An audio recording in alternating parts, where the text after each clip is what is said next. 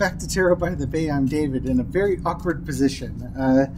John and I just landed at Chicago Midway Airport, and last year when I took my trip to Canada, I had a similar layover in Chicago Midway, and I found the end of Terminal A is completely and utterly dead.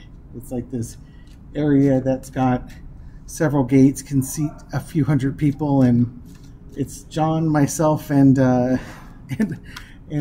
one of the maintenance workers here, and he took off. So I'm going to take this opportunity to do a couple readings here while I've got a quiet moment.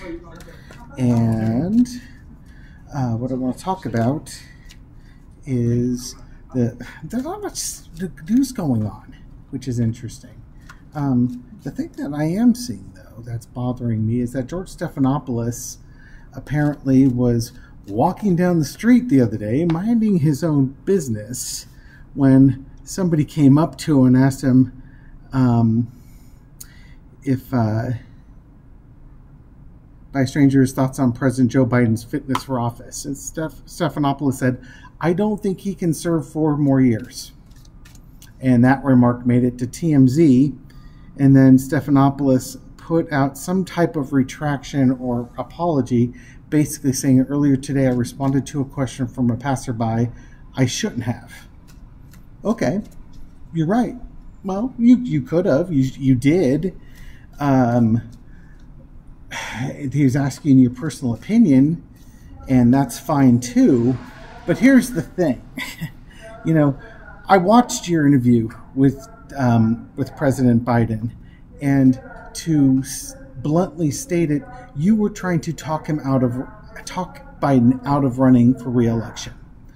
You are supposed to be a journalist. Now, maybe in this this interview, you can challenge Biden. It was supposed to be a challenging, hostile type of interview, but you went in with certain opinions, and rather than listen to the responses and tailor your questions to the responses, you just circled back again and just doubled down on what you were saying. And honestly, I think that's just a load of crap.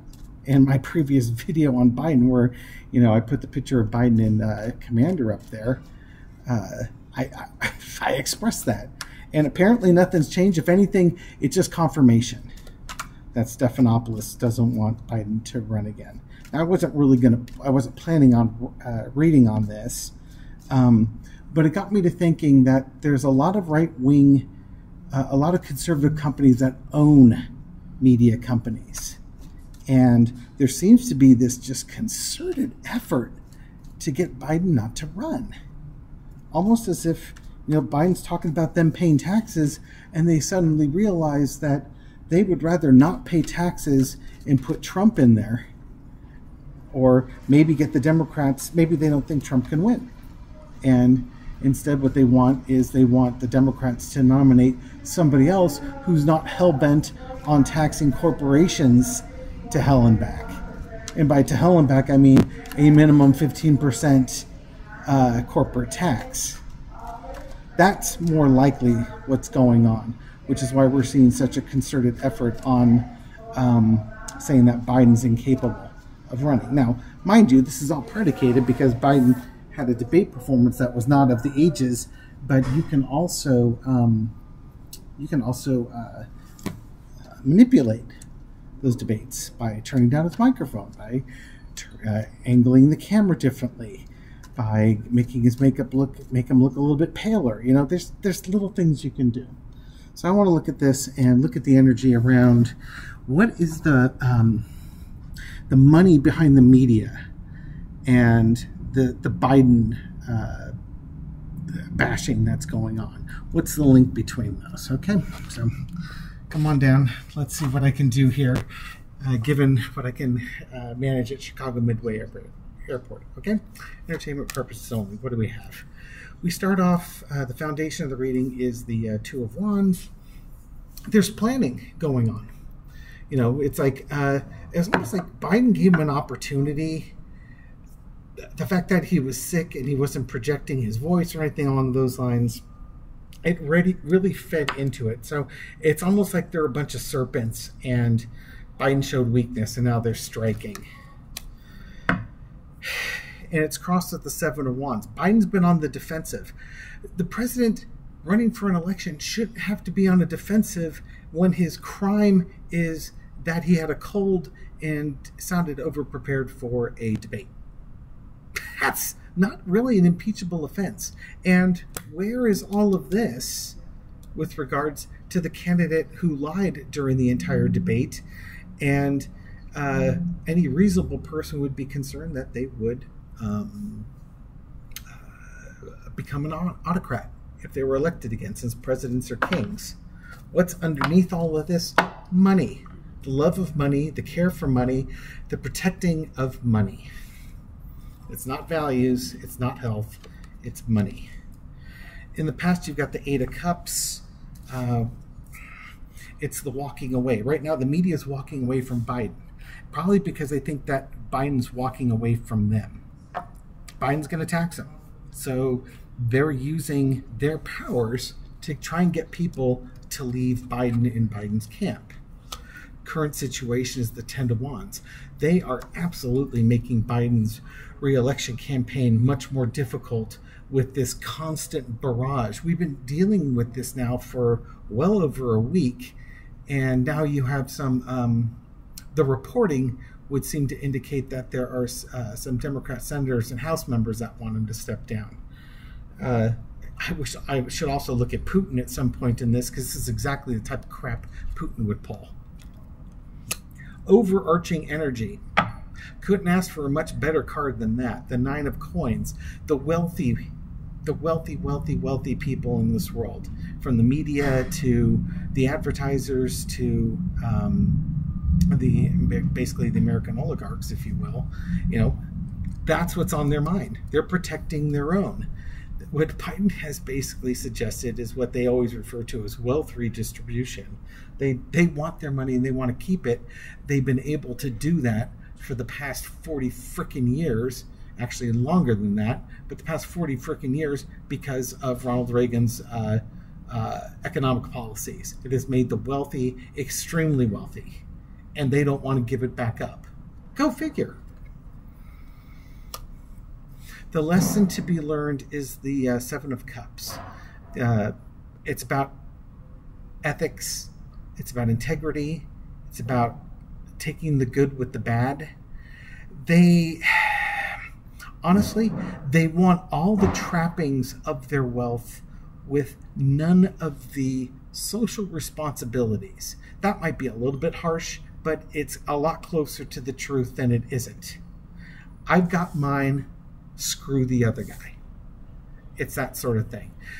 They might give to some charity here or there, but you know, when you're not even paying your fair share of taxes, I'd love to see the ultra wealthy pay the same tax rate I pay. There'd be a lot of money for everybody, and I do donate to charities too. So it's not like I don't give money on a monthly basis to my favorite charities and such, but I pay a much higher tax rate than that. The outcome is going to be the Judgment card. It's up to people. Right now, people are just sort of mindlessly following the noise that is the media telling them what to do. They're kind of like mindless zombies, as it were. And the media knows it. They will play off on these people. And those people being just the general public that are paying attention to this. And they're going to keep tooting out that message. Now, the question is, will that message resonate?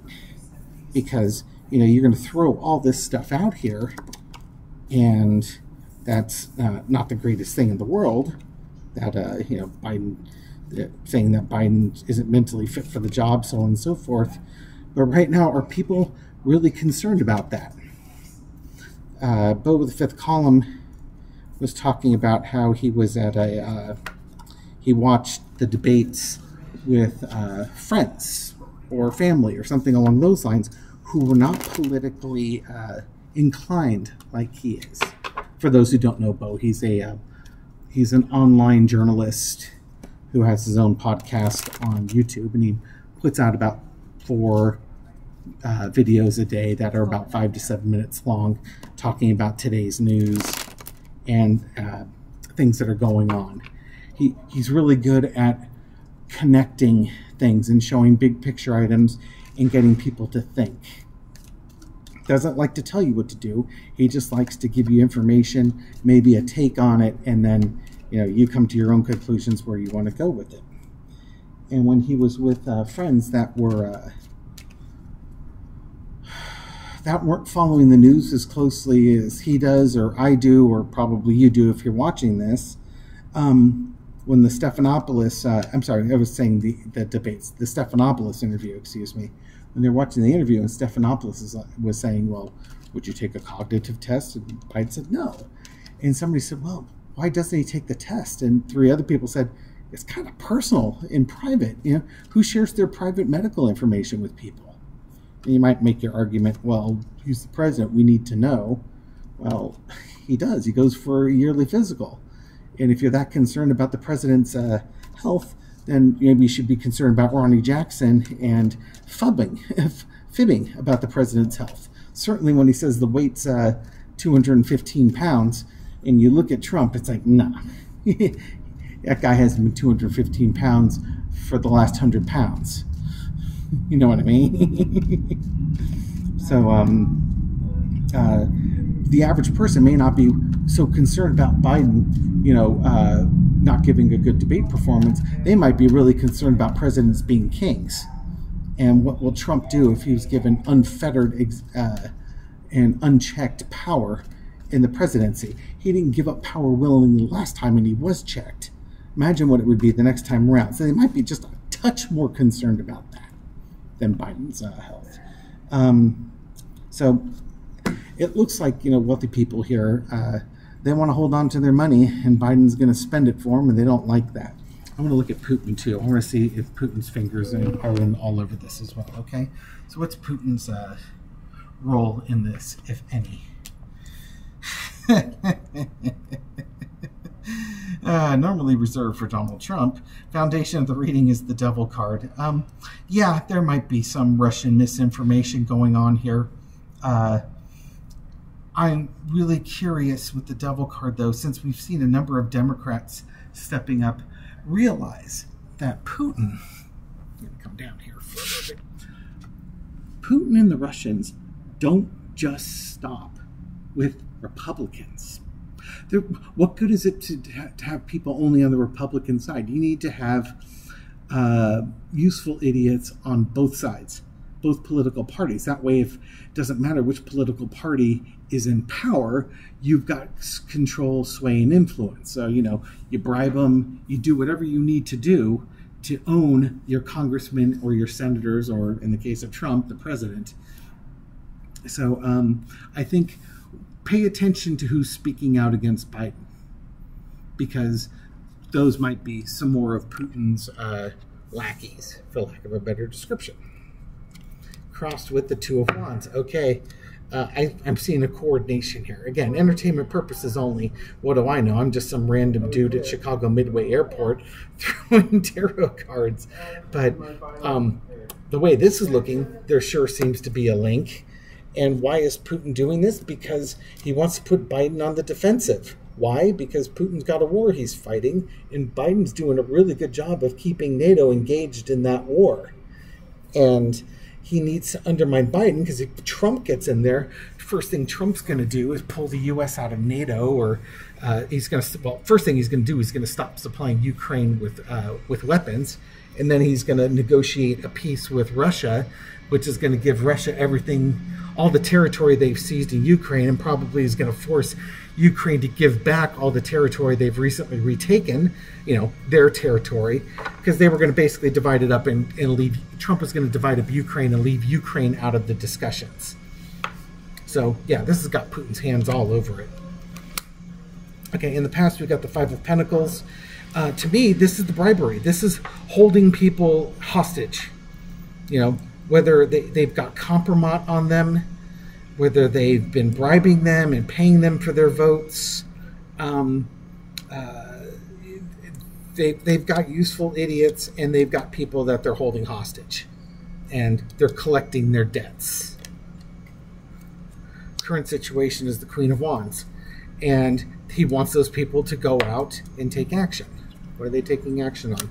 Stirring up emotions. Ace of Cups, overarching energy, is stirring up their passions, getting people scared, getting people worried, trying to create doubt, sow fear, because fear works really well on Republicans. It works really well on Democrats too. And with the Democrats, it's usually the purity test that they fear the most. The Republicans, it's just general fear of change. The lesson to be learned is that Putin has allies on both sides of the political parties, both the red and the blues. And you better be careful, because if you don't get your ducks in a row, what you're going to end up with is the lying lion in charge of this country again. And if he's in charge of this country again, we are screwed. We will lose our democracy, and Putin will expand his power and influence over the world. The outcome is going to be the Eight of Swords. Yeah, again, you got the hostage situation here. Is kind of what I was talking about with this card. There are people that they're stuck. They have to do Putin's bidding or be exposed. And they've got choices they need to make. What are they going to do? Are they going to carry Putin's water? Are they going to be traitors against their country? Or are they going to not? That's where the free will comes in, and that's the type of stuff that we're dealing with right now. I do not think that this whole media blitz here going on Biden is organic in nature. It didn't. There's no reality to it. It's contrived. Okay, so one last one. Biden's going to be going basically on tour, for lack of a better description, and trying to basically do a public relations blitz. Will that be enough to counteract the people being outspoken? No, here's one thing, and this is up for the Democratic leaders. They need to pull their guys in. They need to, these folks, these senators or House members that are speaking out saying Biden should step down, they need to be, the Democrats need to decide what they're doing and be 100% committed on it. Right? You can't have these folks out here, talking smack. Hakeem Jeffries has got to get his House members and making a general boarding call. This is a general boarding call. All right, Southwest flight information now done. Now I forgot my rant. But basically the Democratic leadership needs to rein their folks in. If they're going to stick behind Biden, this is now for Hakeem Jeffries and Chuck Schumer to do. They need to step up and pull people in and tell them to knock it the hell off. This isn't helping anything. This is not helping the Democrats even a little bit. Okay, so I was going to ask, it's the Hanged Man right there. Exactly. You can, they might argue, oh, it's giving people a different perspective. Yeah, or you're throwing your candidate under the bus when you need to show unity. You don't like this country, huh? You like Putin's country better? Maybe you should get a few more rubles from Putin. I want to know, will Biden's PR campaign bear fruit? Will it help his situation? Just a little four-carder.